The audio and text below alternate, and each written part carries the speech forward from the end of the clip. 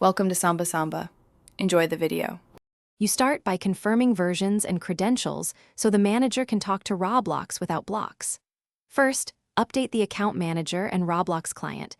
Mismatched versions often fail handshakes.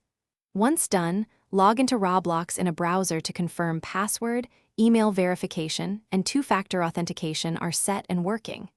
Then, run the manager as administrator and, for a quick test, disable antivirus or sandboxing that could block inter-process communication.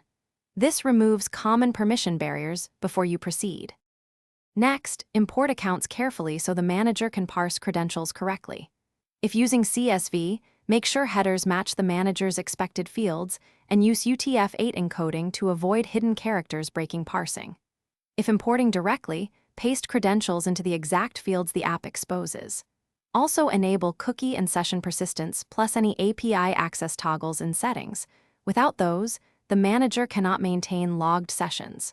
Finally, verify permissions so the manager can write session files and access network ports. To finish, restart both the manager and Roblox client so new settings take effect and watch the manager logs for error codes and timestamps to pinpoint failures. If some accounts still fail, clear stale session files and re-import entries one at a time to isolate bad credentials or malformed rows.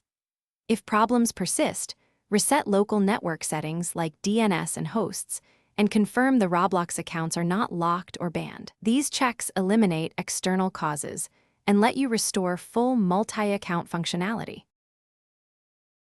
Thanks for watching. Consider subscribing if we helped you.